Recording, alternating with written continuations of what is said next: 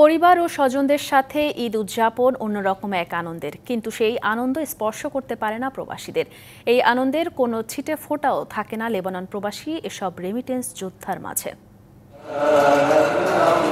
দেশ ও পরিবার দুটোর সমৃদ্ধিতে নিজের অংশগ্রহণ থাকলেও পারিবারিক বা ধর্মীয় উৎসব আয়োজনে অংশ নিতে পারেন না অধিকাংশ প্রবাসী।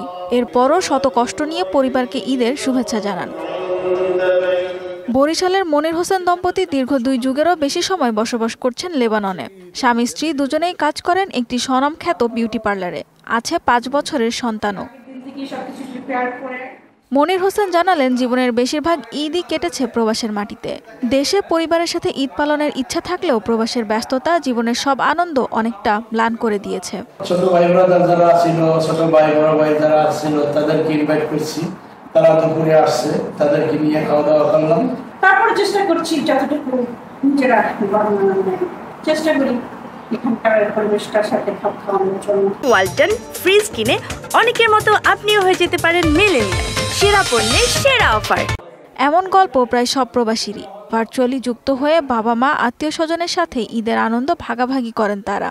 নামাজ শেষে বাসায় বন্ধু বান্ধব নিয়ে চলে আড্ডা ও দেশীয় স্বাদের খাওয়া দাওয়া।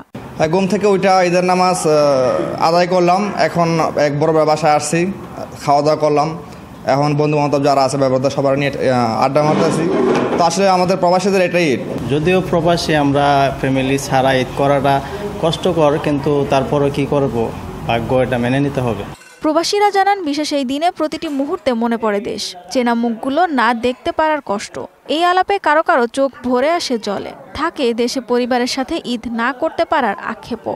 পরিবার পরিজন ছাড়া প্রবাসে ঈদ করাটা এটা কত করা কষ্টকর একমাত্র প্রবাসীরাই জানে। প্রবাসের মাটিতে আমরা পরিবারকে টাকা দিয়ে তারা যদি ভালো একটা ঈদ কাটাতে পারে, এতে আমরা অনেকটা খুশি।